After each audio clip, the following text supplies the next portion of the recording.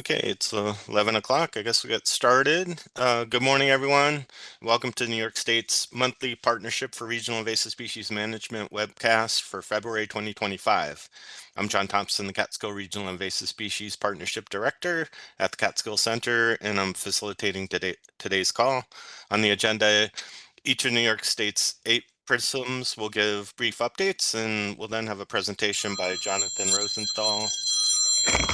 Um, oh, as a reminder right now, please remember to keep your microphone on mute as feedback and background noise can interfere with our speakers.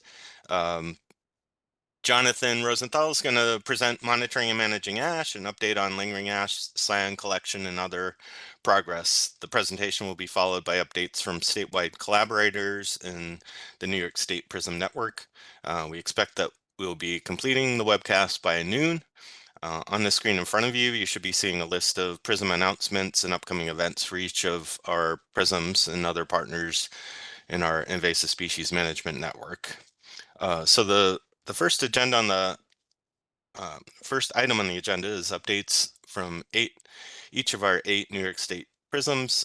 We'll begin updates with Sam. There's Sam. Can you give Yes. us? Go ahead, Sam. Thanks, John. Hi, everybody. Sam Beck Anderson from the Finger Lakes PRISM. To start, our Hemlock Woolly Adelgid survey program is currently in full swing and will continue through the end of March. We've just wrapped up our in-person training series, which was a great success. We held 9 workshops in collaboration with 16 regional partners all throughout the Finger Lakes. While the formal workshops have concluded, the survey is still active. Anyone interested can still participate by viewing our training videos and materials online on our website. We are deep in the field planning for our summer work. Looking ahead, our general planning includes seasonal monitoring for macrophytes, spotted lanternfly, mile a minute weed, and others. On the management front, we're preparing for control of water chestnut, European frogbit, and yellow floating heart throughout key parts of the region. We're also looking forward to a host of exciting educational trainings and workshops that will run concurrently with these field events. Our summer citizen science programs planning is already underway for these as well. We'll be holding trainings for our macrophyte survey program and trail survey programs throughout the summer, partnering with almost 30 different organizations. We're planning on having 16 trainings throughout the region throughout the summer. I'd encourage everyone to keep an eye on our website for specific workshop dates and locations for our participation details. On the administrative front, we are in the final stages of selecting a contractor for the development of our next 5-year strategic plan. This is a pivotal step for the Finger Lakes PRISM, and we look forward to engaging both our staff, partners, and stakeholders regionally to formulate a successful long-term path for the PRISM. Finally, we are currently hiring. As with many other PRISMs, we have 30 openings in total for this summer positions, with roles ranging from entry level to supervisory positions. These include AIS and TIS technicians, giant hogweed technicians, and leads, watercraft stewards, and watercraft stewards. While most positions, or several positions, are based in Geneva, 20 of our steward positions are located throughout the region, everywhere from Monroe County to Broome County, and everywhere in between. That's all for my updates. Thank you. And next, I'm going to hand it over to Lizma. Hello, good morning. This is Abby Marino from the Long Island Invasive Species Management Area. Yesterday, we had 63 attendees at our virtual February partners meeting, with Dr. Baron Blasi discussing biocontrols and John Zeiger from the New York Botanic Garden discussing forest restoration. And the recordings are up on our YouTube channel now, so if you missed it, you can check them out there.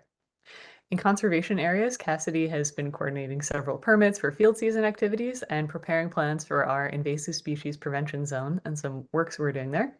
Melody has been reviewing and prioritizing reports of emerging invasive species that have come through on IMAP Invasives and iNaturalist, and both of them have been working on the field portions of our annual action plan.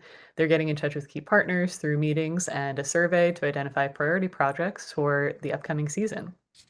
Cassandra has been working hard on planning our Resilient Long Island Symposium that's coming up.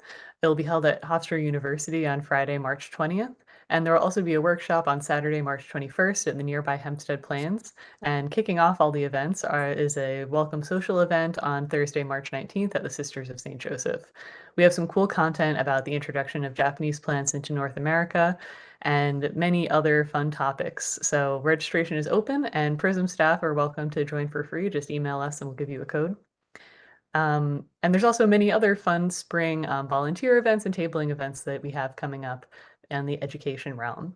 Lastly, we're currently reviewing applications for our summer intern invasive species position, and we've received many great applications, so it makes it a hard choice, but thank you to all who applied.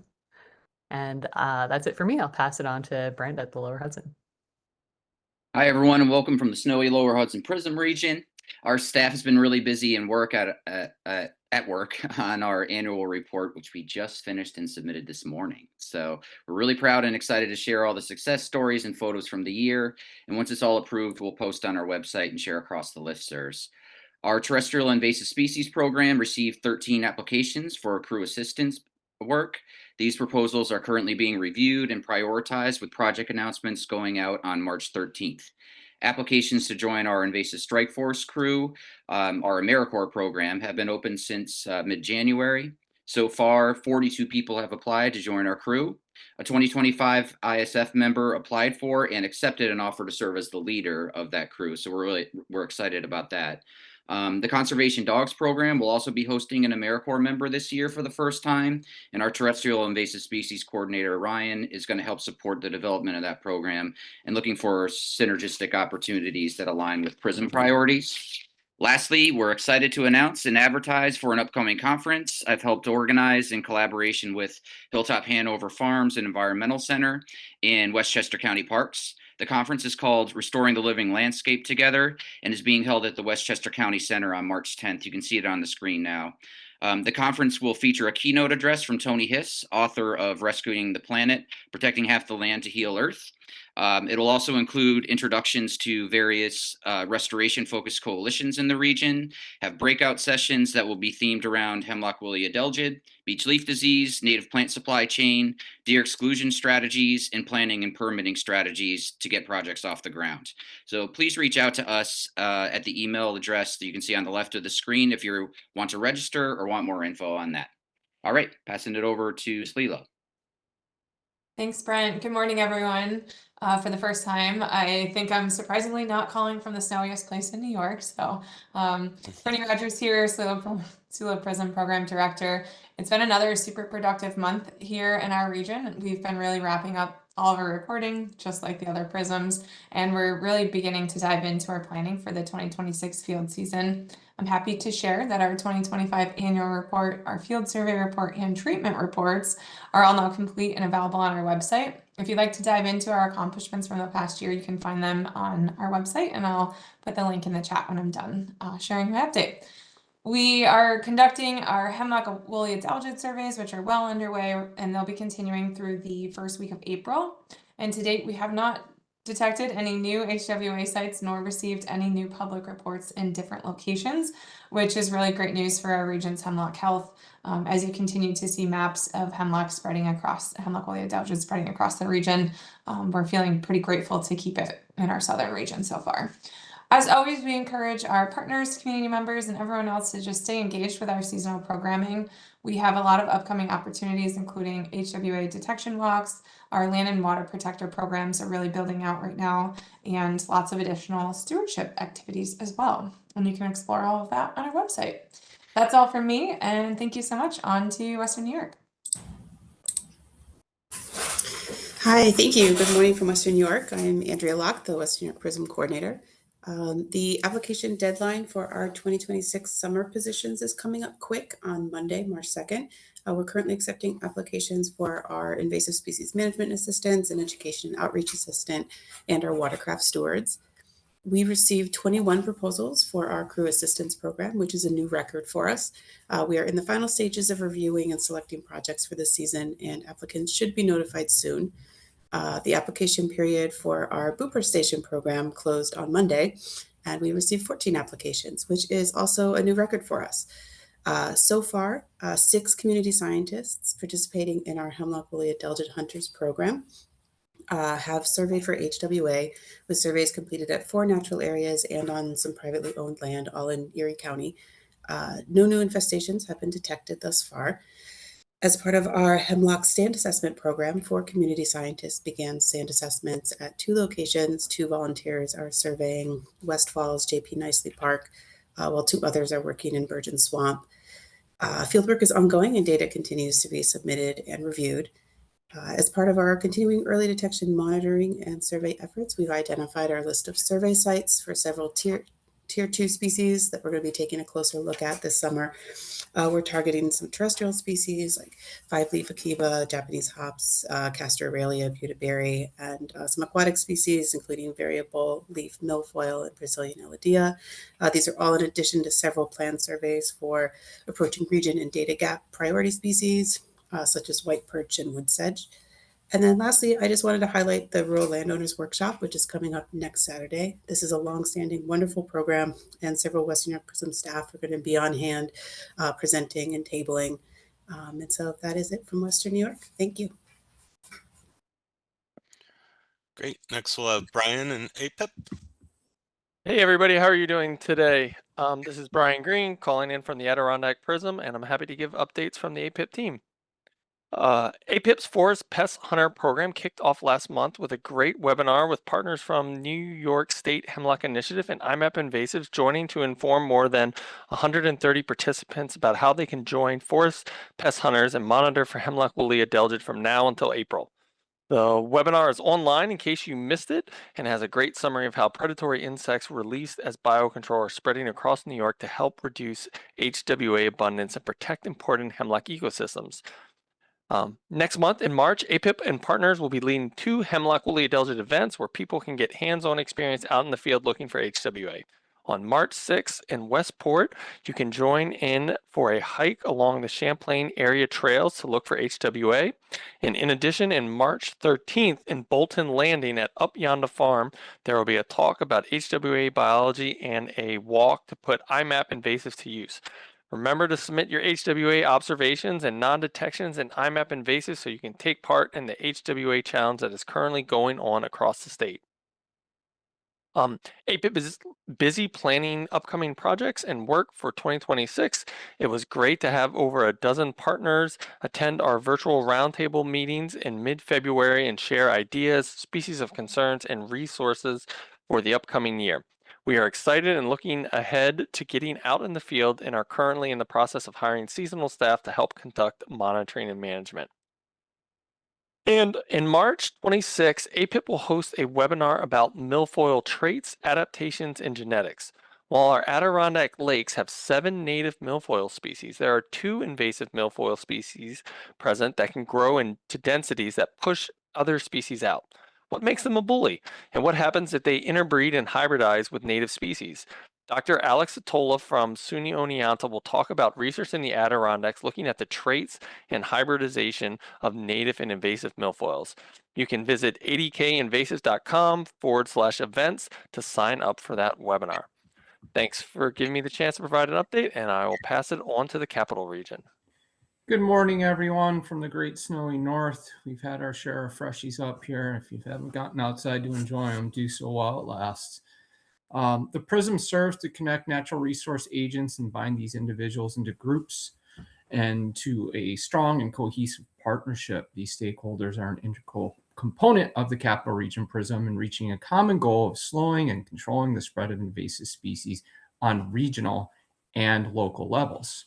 Strategic solutions advanced in collaboration with partners can often successfully resolve or limit invasive species impacts. What we do in the PRISM here is called collaborative conservation or partnering, and it's critical to the success of managing invasive species. Practitioners' thoughtful interventions are needed to promote healthy, functioning, and sustainable ecosystems. The Capital Region PRISM is being designed to further a strategic and comprehensive approach in invasive species management. Through our collaborative processes, we help to deliver outreach, prevention, early detection, response, and restoration efforts, and sometimes research. All of these practices help to minimize invasive species impacts. In 2025, the PRISM collaborated with approximately 20 principal collaborators. These are people that are typically under contract or in agreements to help solve larger or complex problems.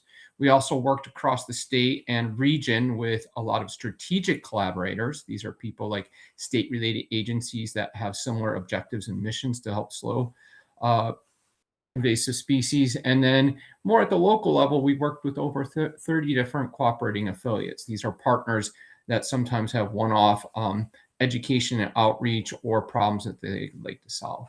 So anybody that's on the call today, if you'd like to learn more about how to become a partner, visit our About page on the Capital Region PRISM website and download our acknowledgement form. Thank you. That's all from me today. John, back at you. Great. Thanks, Christopher. And thanks, everyone, so much for all the great work that you're doing and for pretty much keeping us on time. And I'll try to keep that rolling.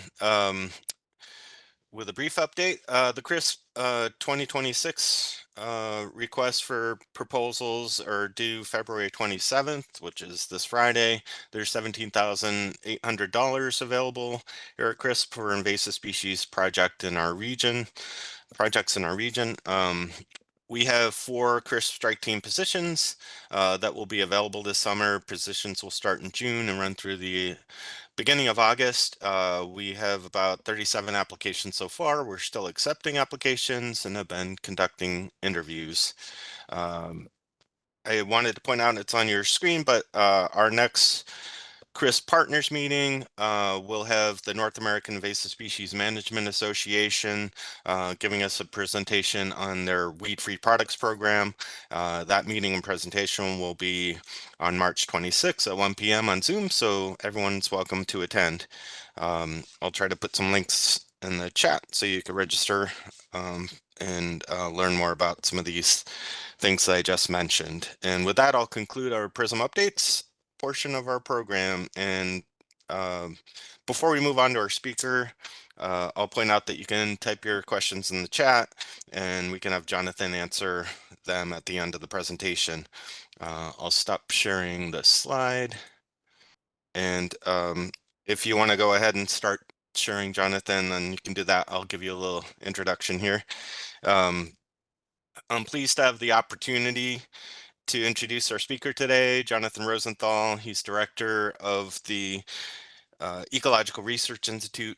Jonathan developed and leads the Monitoring and Managing Ash program, MAMA, along with ERI's senior scientist, Radka Wildeva. The MAMA project is looking for those ash trees that may have heritable resistance to emerald ash borer. In this presentation, Jonathan will provide a progress update on the search for lingering ash, including on the cyan collection season that has just ended. We're looking forward to hearing about your work, and so when you're ready, Jonathan, please go ahead. Looks like your slide's up and everything's ready to go.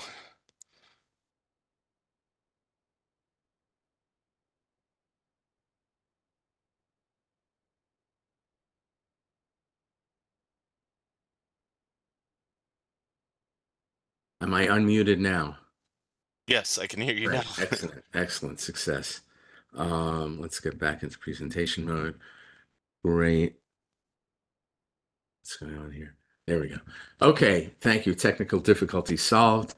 And thank you very much, John, for inviting me to present. And I know many of you for quite a while already, because you were involved in MAMA right at the very beginning, especially Lower Hudson PRISM and CRISP, and several other PRISMs as well. And I will give a very quick overview of MAMA just for those who have not yet joined the cult, so they can know what general sense of what I'm talking about here.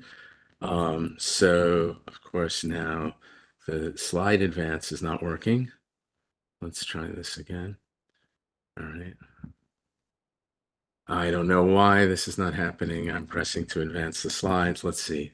And they will not advance.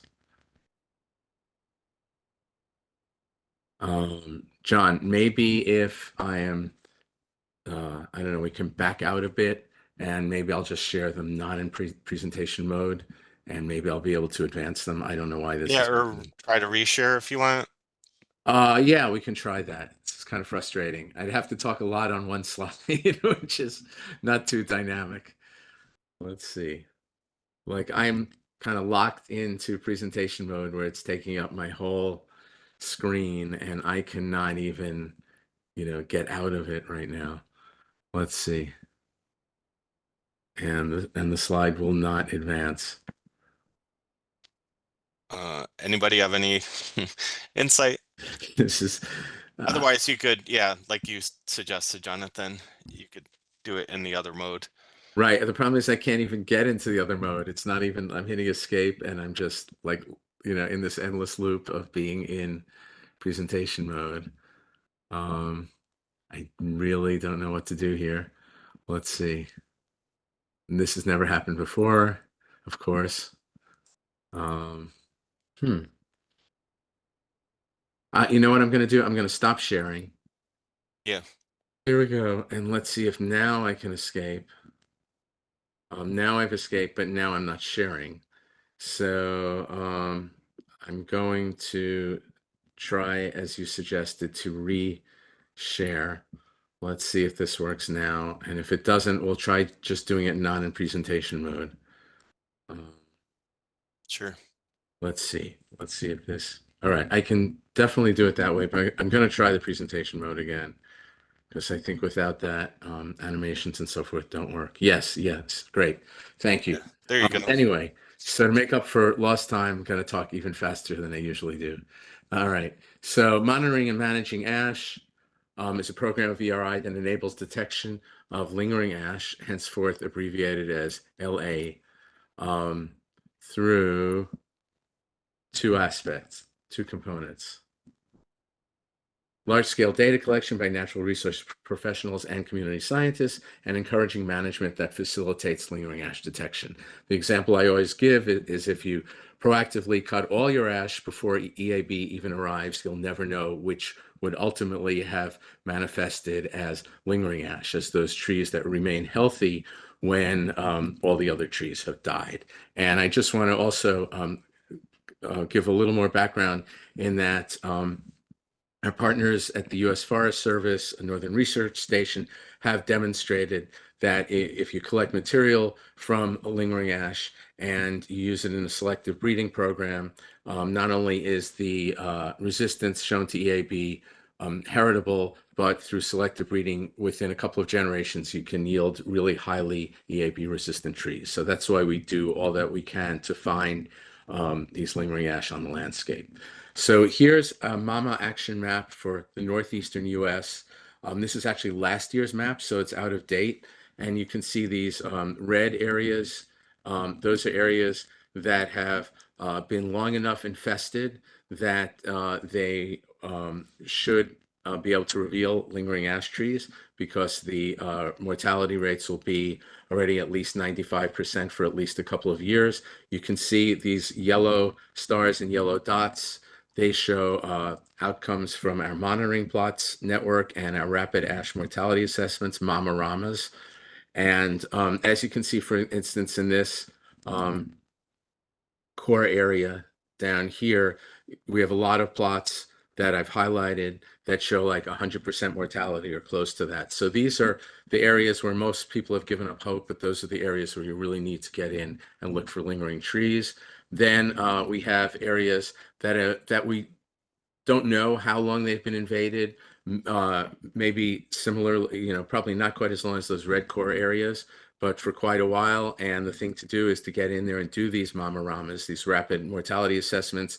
And if the mortality is high enough, to then search for lingering ash. And then we also have blue areas that where EAB was first detected 1 to 3 years ago, and then areas where EAB has never officially been reported. And a lot of these areas, no doubt, have EAB, but nobody's really looking for it anymore and reporting it. Why do we need to know when EAB shows up in an area? Because that's when we start the clock running. That's when we start the modeling our mortality trajectories to predict when that 95% threshold will have been reached. Let's talk about the validated lingering ash that have been found via the MAMA program since its inception. So for white ash, we have a total of 186 lingering trees that have been found. And the total from which scion have been collected is 70, including 17 just this past January. We have another category called white/green ash, and these are trees that typically we can't tell which species they belong to because the lowest twigs or the lowest branches are quite high off the ground. And until we collect scion from them and get a really close look at the bud scars, at the winter buds and leaf scars, we really can't tell if they're white or green ash. So we have 16 of those that have been validated, but from none of those have scion been collected yet. Then green ash, 41, including 18 from which have been collected, 8 this past winter. And I'll mention here that the reason we collect scion in the winter is you need to collect it when the buds are fully dormant. Otherwise, you can't use them for the technique which our partners use called hot callus grafting. Black ash, 23 validated, 18 scion collected, including 9 in 2026. So our total is 266 validated lingering ash, of which 106 have had scion collected from them. And I just want to quickly explain what I mean by validated lingering ash. So we've had actually quite a few more trees reported, but validated trees are those trees which are actually ash. Sometimes we've had lingering hickories and lingering black, Acer box elders reported as lingering ash and so forth. So we have to make sure they're actual naturally occurring native ash species. We have to make sure that they were large enough at the time of peak infestation, that they were at least 4 inches dBH to count as lingering ash, because if trees were too small at the time of peak infestation, they would not have attracted enough attention by EAB and would not have been tested thoroughly by EAB to reveal whether or not they in fact have any resistance. So they have to be the right size, they have to be ash, they have to be a native naturally occurring tree. And other crucial aspect is that the mortality in the surrounding area needs to be at least 95%. So sometimes we'll get trees that are reported that don't have adequate documentation for us to validate them. In other words, the forms have not been completed that show the surrounding mortality level. We don't have photographs documenting the species and so forth. Many of those will probably ultimately be validated. One thing is that, you know, the best way is to when you're reporting these trees is to provide all the needed documentation in terms of the data and the photos.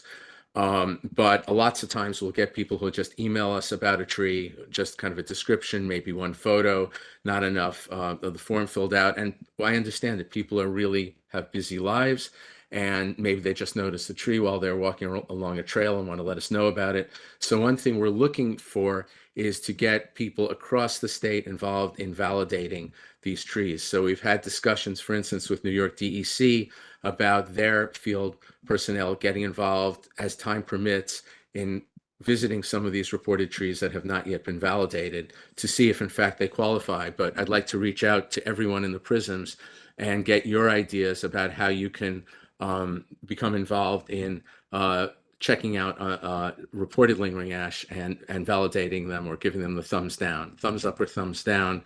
And because we can only cover, you know, so much area. So we've been we're based in the Hudson Valley. So we've been visiting a lot of trees in the Hudson Valley and the Catskills and sometimes beyond that, but there are a lot more trees that would be good to get visited.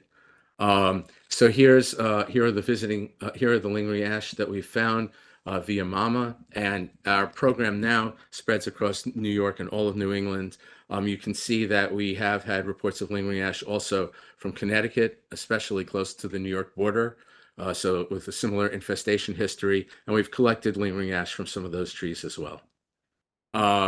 So we now have 2 MAMA partner propagation centers in New York. One is Cornell Botanic Gardens. This is the 3rd year that they've accepted scion from the MAMA program and grafted it to yield multiple replicates of each of the lingering ash from which we've collected scion. And actually, I should mention that here you had them, they're grown in pots for 2 years and then they're planted out. And so this past fall, the first trees, these are trees that were collected a couple of years ago, were actually planted out on the plantations in particular arrays to enable selective breeding eventually. Then we have a new partner, Land Stewards in LaGrangeville in Dutchess County, which will be they've just received scion and had scion grafted on, and in April those trees will be moved to Land Stewards to be grown in pots by them for a couple of years and then also planted out.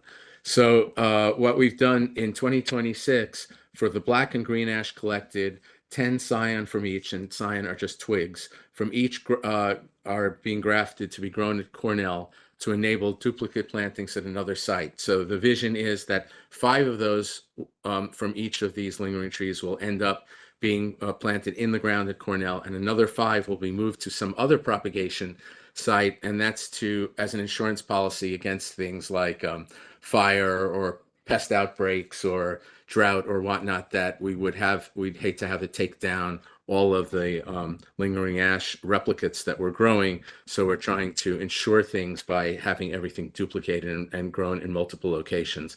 For the white ash collected in 2026, 10 scion from each were grafted, 5 for Cornell and 5 for Land Stewards. So right off the bat, we'll have that replication. We have grown a web of propagation partnerships. This is very complicated. It looks like a really complicated trophic web, but just to give just to highlight a couple of things. So right at the center of this web is Coldwater Pond Nursery in central New York, which just does an amazing job of this hot callus grafting. They're probably the best at it for ash just about anywhere, although U.S. Forest Service also has terrific people who do that as well. But all the scion coming from New York and Connecticut and go to the Coldwater Pond Nursery, where they do a great job of grafting that onto the rootstock that's been supplied. And they've done all of the grafting, for instance, for all the trees that are being grown at Cornell, and now also for the trees being grown at Land Stewards. But just a couple of other connections that we've developed. So we collect the scion, we send it to Coldwater Pond Nursery, and then the grafted scion are sent to Cornell or sent to Land Stewards. But one limitation that we're increasingly facing is availability of rootstock, because there's now only one commercial provider of ash rootstock in the United States, because how are they going to make money on this? Nobody wants to buy rootstock at this point, ash rootstock. So Coldwater, so the New Hampshire Forest Health Agency had gone out and done some wild collecting of seeds, of white ash seeds, and grew rootstock for their own purposes. But then when they heard we needed some, they donated some that was then sent to Land Stewards, grown up by Land Stewards, which is now sent to Coldwater Pond and will receive the grafts of all the scion, of the white ash scion that we've collected and they've collected. And Vassar College also received seeds that Land Stewards collected from a really wonderful white ash in the landscape near where they're based.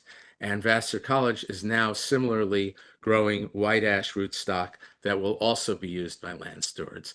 And then we have also received, or Coldwater Pond Nursery is also receiving, lingering ash scion collected by the New Hampshire Forest Health Agency that will go on to the rootstock they had provided and ultimately to be grown at Land Stewards. And this is, believe it or not, the simplified version. Here is a really cool picture. This is one of the first lingering ash being planted out at Cornell's Botanic Gardens for a clone bank of all the genotypes that have been collected so far. Moving on. So we need increased lingering ash detection, particularly for black ash and for green ash, and as well as white ash beyond the Hudson Valley and Catskills. That's because, the vast majority of trees, if you remember the chart that I showed earlier or the map, lingering ash that have been found and that have had scion collected are from the Hudson Valley and the Catskills, not only because we're based there, but that's one of the longest infested areas in the state. So that's an area that's long been ready to look for lingering ash. We're now getting more reports from central and western New York, Finger Lakes, etc. But we need to get these validated, as I mentioned before. Here we see a still photo of collecting scion from lingering green ash in the winter. It's a lot of fun. And it's especially urgent for black ash and green ash because they tend to die faster than white ash, and especially urgent for areas where high mortality has already been reached. Because if even lingering trees, even though they don't die as quickly as other trees, and even though they by definition retain their complete health for a couple of years after the rest of the trees have died, they still often eventually succumb to EAB. So we need to get in there quickly and collect these trees before the opportunity is lost. So you can look at the MAMA action maps, one of which I showed earlier, but as I mentioned, because the black and green ash typically decline faster than the white ash, which largely shapes the modeling of the trajectories on the map, you can search for lingering ash beyond the red zones. And anywhere where you find really high ash mortality induced by EAB, not by some other cause, go in there and look for and let us know about lingering ash. The complication is that although white ash is fairly abundant around the whole state, black ash is really found for the most part in a few particular areas along the Hudson, around the Finger Lakes, along the St. Lawrence, and some other areas, I think may have mentioned along the Great Lakes in Western New York and so forth. We've done a good job of covering the black ash along the Hudson in the tidal marshes. We have not, we have found and collected some black ash from the Finger Lakes, but we really need folks, and we really need to discuss this more with folks from those prisms, how we can get more folks out on the ground looking for lingering black ash.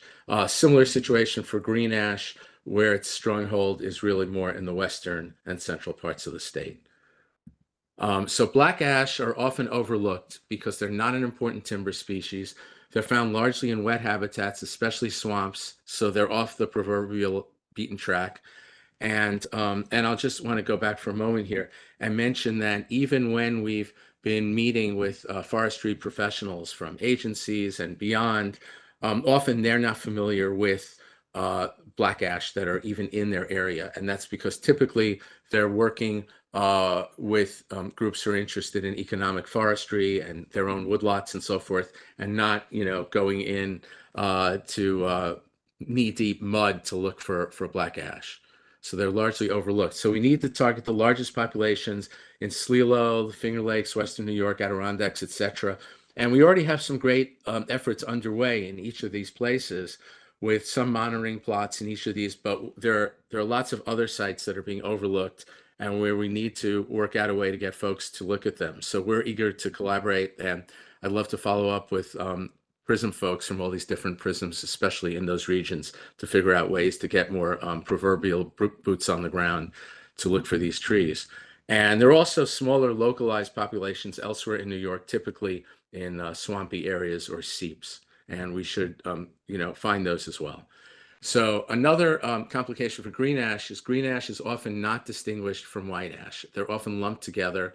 And we do need accurate ID because typically green ash die off faster than white ash. So in mixed stands, white ash can be mischaracterized as lingering trees where their relative health is actually due to species difference. So we've often seen this where there'll be like a clump of white ash mixed in with green ash. All the green ash will be dead. The white ash will still be healthy, and those will be reported as lingering green ash when in reality they're white ash.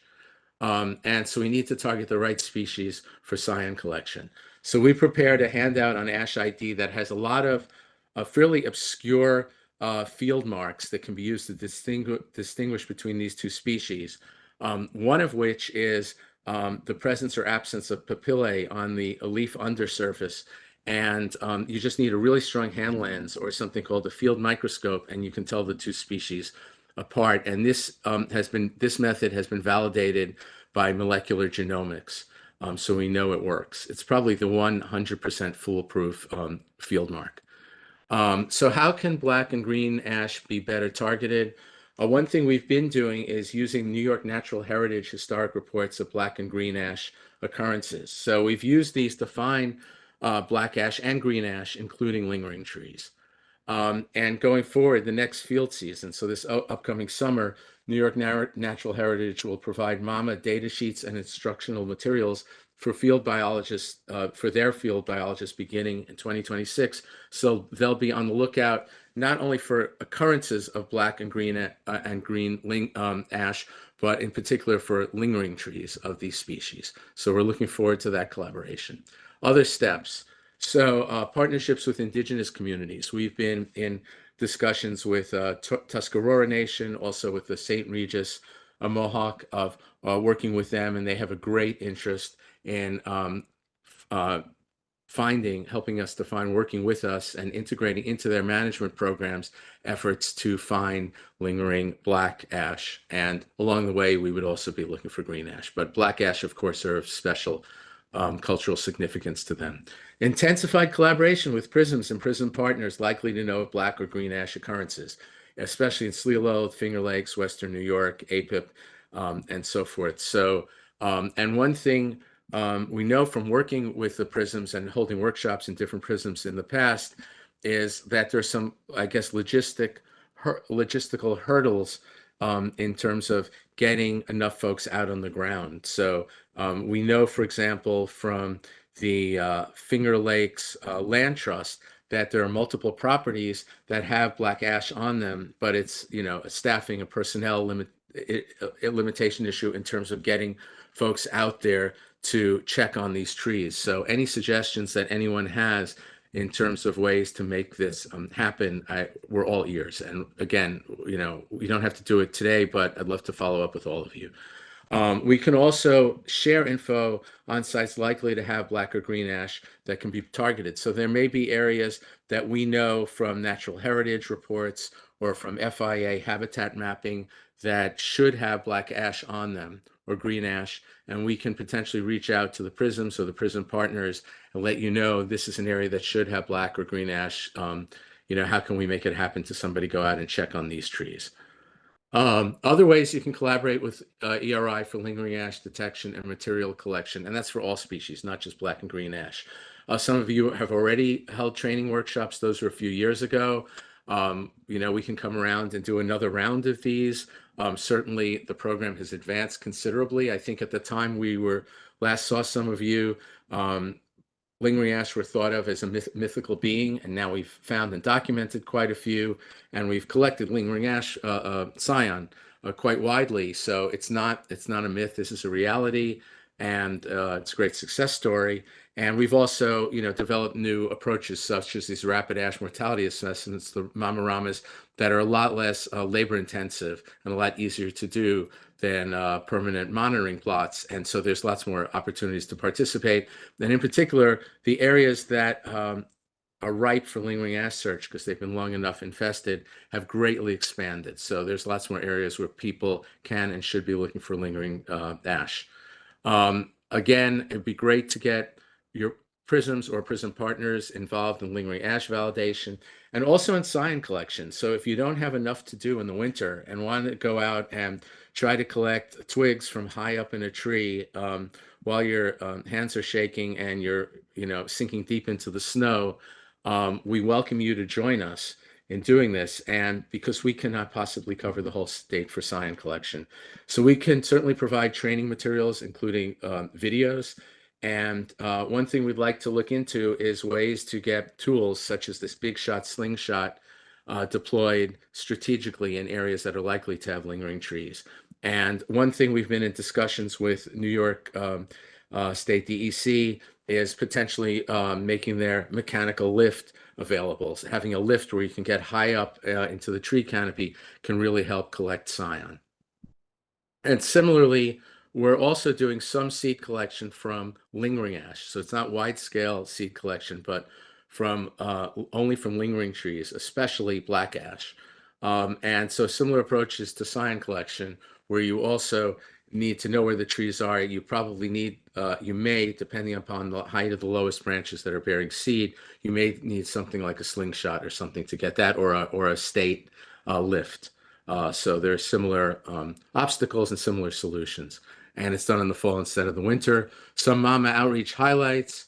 We were recently featured in a New York Woodland Steward magazine. That's the publication of the New York State Forest Owners Association, and they have a long article about Mama in that. NewYorkUpstate.com did a terrific feature on us, and Science Friday had an article about using lingering trees, using resistance breeding, in which they also featured the Mama program. Staff trainings. Oh, here is one we did for New York State DEC field crews out in I don't remember which region it is, but in more or less the Finger Lakes.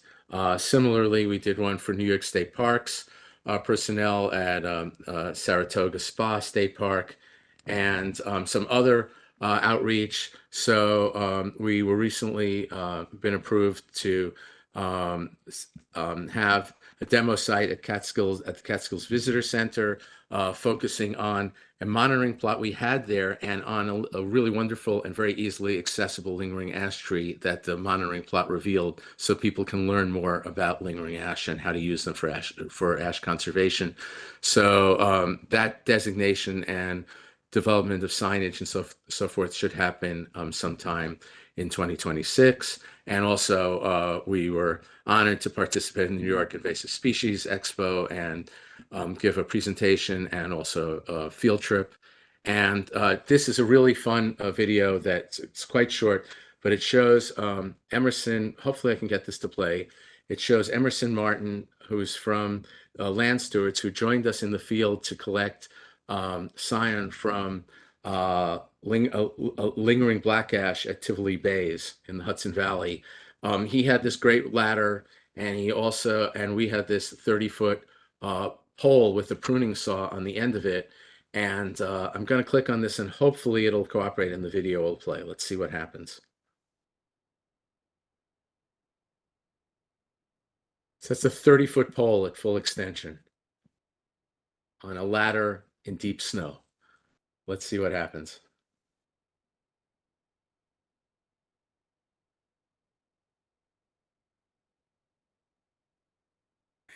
He's sawing it, and that's the way to do it.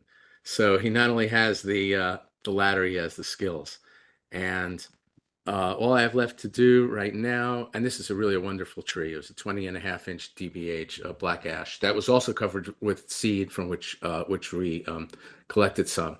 So I'd like to thank all the Mama participants and partners, and let's hear it for the PRISMs, many of whom helped us get off to our start.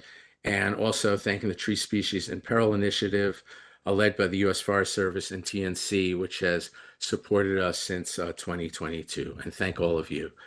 I have a suggestion that if anybody wants to read their chat questions to me, that may be the best thing to do, because I have not been able to access them. I can do that, Jonathan. Through the slides. Thank you. Yeah, and yeah, thank you so much for that presentation. You guys are doing great work. It's great to see how the Mama project has really grown. We were an early supporter, and it's great to see how you're bringing it along, you and Radka. Awesome. I know that some of these questions came in, the early questions came in, I think, before you hit on some of these things in your presentation. But so the first question was, how do we become a validator for our local area? So I think the thing to do is let's talk about that. And what you need to do is just be familiar with the data reporting form and all the terms that go into it, and things like the tree crown health classes and the identification and so forth.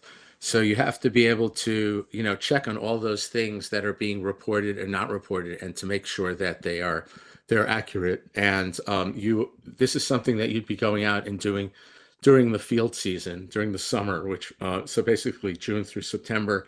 It's best to do it basically, I would say, June through August, because especially in a drought year like we had this year, trees will start losing their leaves early, and they'll start looking like they're in worse health than they really are. So ideally June or July.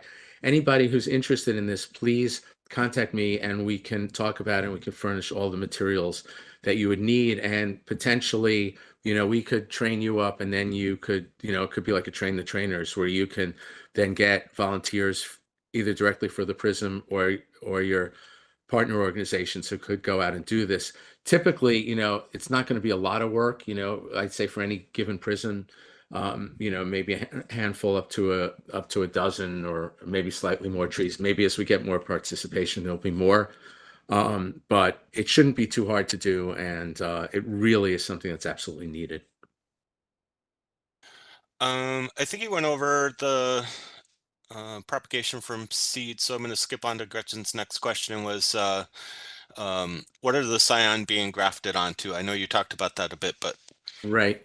Sure. So typically, what's been used by our partners at the U.S. Forest Service and also their partners at Holden Arboretum in Ohio is that everything, all three species, get grafted onto a green ash rootstock. And that's true for a couple of reasons. One, the green ash rootstock has been commercially available because that's typically what people would be growing, as street trees and so forth. But there were up until a year ago 2 providers of that. There's only one now, and who knows how long that's going to go on. So one thing is it was available. The other thing is the particular sites where the Forest Service is doing is planting out the grafted lingering trees has soils that best support green ash. So you want to match the soils to the rootstock because the rootstock, that's where the roots are, and you want to support your trees. So the tree rootstock doesn't have to match the scion above. It just needs to match the soil. So that's been the standard. But now we're, as I mentioned, getting a white ash. We got white ash rootstock from New Hampshire, and we're also growing white ash rootstock, or Vassar colleges, from seeds provided by land stewards from Dutchess County. So that's on white ash. Cornell has been doing everything on green ash, but this year the U.S. Forest Service had grown from seed some black ash rootstock, and so just kind of a limited, almost an experiment.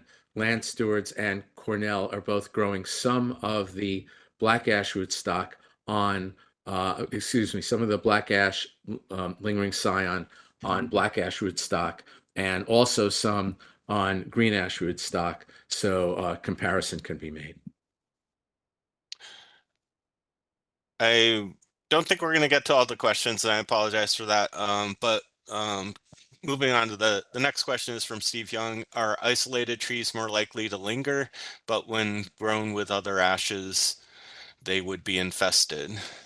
So my first question, answer to the first question is no. EAB is really great at finding even isolated trees. We haven't really found any effect where I think early on with EAB invasion, people are hoping that isolated individual trees or small pockets of trees would be spared. We have not found that at all. We've been in woods where there's one ash tree, and that'll be zapped just as fast as any other trees. And in fact, what happens is because EAB are directed flyers, and once the adults hatch out from a tree, they want to find, the next tree to lay their eggs on. When there are just scattered trees in the landscape as opposed to, significant stands, they actually spread faster. They'll just go out and find, the next dash and the next dash and so forth. So, yeah, it's a pretty, yeah. So there, we're confident that the trees that we're finding that are in high EAB induced mortality areas, that's, using the criteria that we use, those are trees that actually have some resistance, rather than it being the case that EAB just hasn't found them yet. Great. I think we'll have to stop there because we have some more updates to get through. And thanks again for your presentation. Maybe if you stop sharing, Jonathan, you could Sure. address some of the questions in the chat. Also put in your Sure. contact info if Sure. people want to reach out. That would be I will awesome. try to do that. I am now trying to stop sharing. And so far I'm not successful at it. So I don't know if there's a way that you can cut me off. That would be fine with me. Let's see. I'll share over you. Share over me. Yeah, overshare. Yeah. Great. That works. So, okay. And Awesome. I'll look at the chat and see if I can answer any. Okay. Yep. And for our next segment of our program, we're going to move on to some of our statewide partners. And I'll start with the DEC Invasive Species Coordination section. Josh? Yeah, thanks, John. Hi, everyone. This is Josh Taylor with New York State DEC. Yeah, just a couple prominent updates that may be of interest to folks. Let me see, I'm just putting in the a link in the chat now, but we do have a new general permit for invasive species, particularly focused around wetland jurisdiction areas. That is in public comment right now. So the link's there for people to look at. The comment period is open until March 11th. And this new permit is a significant change from the one that's currently in place, and hopefully should make life a lot easier for projects to occur in wetland areas. Basically, it sidesteps the jurisdictional determination process and relies upon a notice of intent. So it should be much quicker and has some greater activities and authorities that are allowed in there as well. So please take a look at that and hopefully utilize it when it's finalized. Just following up again, I think I mentioned this last month.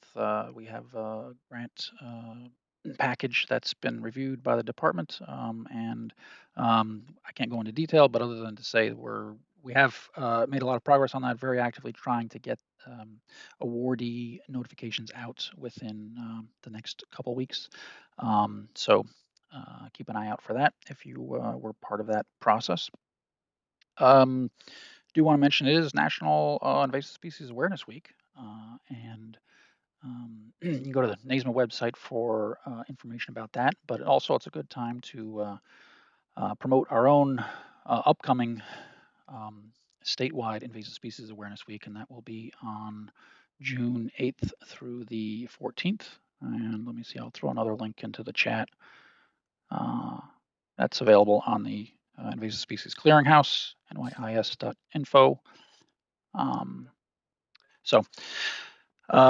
And last thing I just want to mention, and I'm probably stealing the thunder for IMAP, but we do have a new technical host, and I'll leave it at that. But we do officially have a new technical host for IMAP that'll see some changes, hopefully seamless in the future. But we're excited about that. And that's all I wanted to mention. Great, thanks, Josh. Tom, are you on from Ag and Markets? We have Tom Algeier on, or somebody from Ag and Markets. I don't hear anything. So let's see. I don't know if we have anybody from the New York Invasive Species Research Institute. I know Bern might be traveling today. So we could go on to IMAP invasives. Mitch. I can't hear you, Mitch.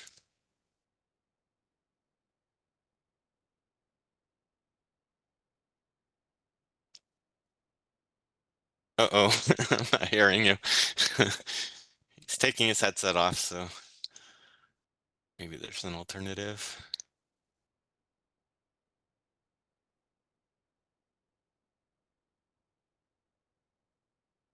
If you're speaking, Mitch, I can't hear you.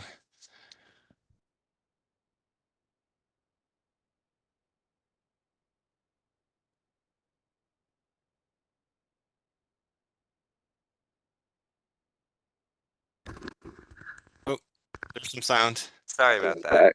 Oh, that's okay. Go ahead, Mitch. Thank you.